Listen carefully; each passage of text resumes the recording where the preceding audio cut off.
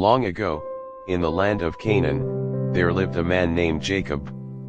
He was old, wealthy, and the father of 12 sons. But among all his children, there was one son he loved more than the others. His name was Joseph. Joseph was not the oldest. He was not the strongest. Yet Jacob treated him differently. He gave Joseph special attention, special affection. And one day, he gave him a gift that would change everything. A beautiful robe. Rich in color. Elegant. Unlike anything his brothers had ever owned. The robe became a symbol. Not of love, but of favoritism. Every time Joseph wore it, his brothers were reminded that their father valued him more. And slowly, hatred began to grow. Joseph was young, confident, perhaps even unaware of how deeply his brothers despised him. But the tension inside the family was becoming dangerous. Every meal felt uncomfortable.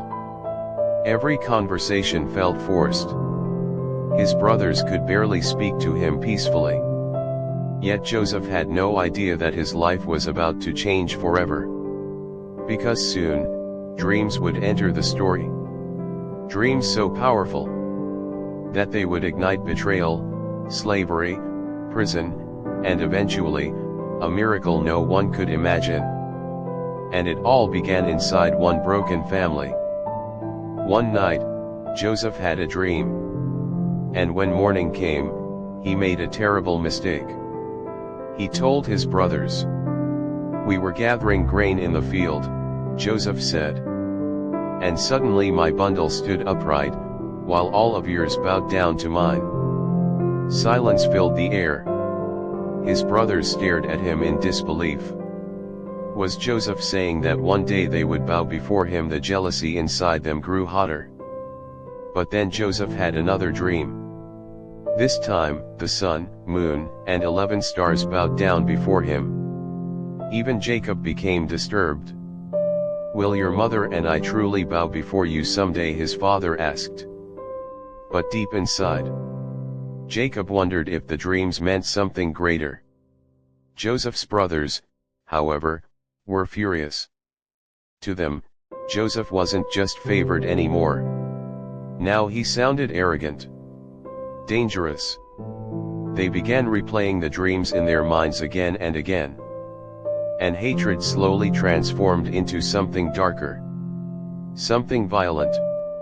Days later, Jacob sent Joseph to check on his brothers who were tending sheep far from home. Joseph obeyed, wearing the same colorful robe, completely unaware that his brothers were already planning his death. In the distance, Joseph's brothers saw him approaching. "The dreamer is coming," one of them said mockingly. And then the unthinkable happened. They began discussing how to kill their own brother. "Let's get rid of him," they said. "Then we'll see what becomes of his dreams." Reuben, the oldest brother, hesitated. He convinced them not to kill Joseph immediately. Instead, they grabbed him violently, stripped away his precious robe, and threw him into an empty pit. Dark, deep, hopeless. Joseph cried out in fear. He begged them, but his brothers ignored him. Then something horrifying happened. As Joseph sat trapped inside the pit, they calmly sat down to eat, as if nothing had happened, as if their brother's suffering meant nothing. Moments later, a caravan traveling toward Egypt appeared in the distance. And Judah had an idea. "Why kill him," he said, "when we can sell him for 20 pieces of silver?" Joseph was sold like property, dragged away from his home, away from his father, away from everything he had ever known. Meanwhile, his brothers dipped Joseph's robe in goat's blood and brought it back to Jacob. The moment Jacob saw the robe, his heart shattered. He believed his beloved son had been torn apart by wild animals. And that night, a father mourned, while Joseph disappeared into slavery. Egypt was unlike anything Joseph had ever seen. Massive buildings, strange gods, foreign language. He was completely alone. No family, no freedom, no future. Joseph was sold to an Egyptian officer named Potiphar, a powerful man in Pharaoh's service. At first, Joseph was simply another slave. But something unusual began to happen. Everything Joseph touched prospered. Potiphar noticed it. The household flourished under Joseph's care. Soon, Joseph was placed in charge of everything. For the first time since betrayal destroyed his life, hope began returning. But peace would not last long, because another trap was waiting for him. Potiphar's wife became attracted to Joseph. Again and again, she tried to seduce him. But Joseph refused. He would not betray his master. One day, when no one else was around, she grabbed his clothing and demanded he stay with her. Joseph fled immediately. But in anger and humiliation, she lied. She accused Joseph of attacking her. Potiphar became enraged.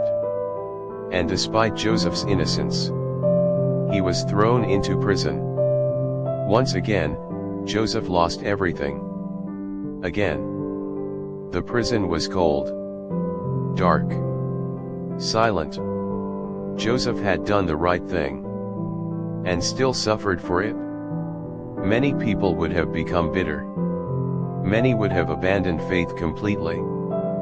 But Joseph endured. Days became weeks. Weeks became years. Forgotten by the world. Yet even inside prison, something strange happened. The prison warden noticed Joseph's wisdom and integrity. Soon, Joseph was placed in charge of the prisoners. But freedom still seemed impossible. Then one night, two prisoners serving Pharaoh had troubling dreams. A cupbearer and a baker. Neither understood what their dreams meant. Joseph listened carefully. Then he interpreted them. The cupbearer would be restored to Pharaoh. The baker would die. And exactly as Joseph predicted, it happened. Before the cupbearer left prison, Joseph begged him, "Please remember me when you stand before Pharaoh." But once freedom returned, the cupbearer forgot Joseph completely. Again, Joseph was abandoned. Again, he waited in silence. But far beyond prison walls, God was preparing the next chapter. And soon, Egypt itself would need Joseph. 2 years later, Pharaoh himself had terrifying dreams. 7 healthy cows emerged from the Nile. Then 7 thin, sickly cows appeared and devoured the healthy ones. In another dream, 7 full heads of grain were swallowed by 7 dry and withered heads. No one in Egypt could explain the meaning. Then suddenly, the cupbearer remembered Joseph. "There is a man in prison," he told Pharaoh. "He interpreted my dream correctly." Joseph was rushed from prison to the palace. From chains to the presence of the king. Pharaoh explained the dreams. Joseph listened carefully. Then he spoke boldly. "7 years of abundance are coming," he said. "After that, 7 years of terrible famine will strike the land." Joseph advised Pharaoh to prepare food during the good years. Pharaoh was astonished. In that moment, everything changed. Pharaoh placed Joseph in charge of Egypt itself. The slave became a ruler. The prisoner became powerful. The dreamer was finally rising. The famine spread across nations. Even Joseph's family began starving. And one day, his brothers traveled to Egypt seeking food. They entered Joseph's palace, and without realizing who he was, they bowed before him, exactly as the dreams had foretold. Joseph recognized them immediately, but they did not recognize him. The brothers who betrayed him now stood helpless before him. Joseph could have taken revenge. He could have punished them. Instead, he tested their hearts. Had they changed? Were they still the same cruel men? Finally, unable to hold back his emotions any longer, Joseph broke down in tears. "I am Joseph," he cried. Fear filled his brothers' faces. They expected punishment. But Joseph spoke words they never imagined hearing. "Do not be afraid. What you meant for evil against me, God used for good." The room filled with tears. Years of pain. Years of regret. Years of suffering. And yet, forgiveness won. Joseph embraced the very brothers who destroyed his life. And through one unimaginable journey, a broken family was restored. The boy who was thrown into a pit had become the man who saved nations.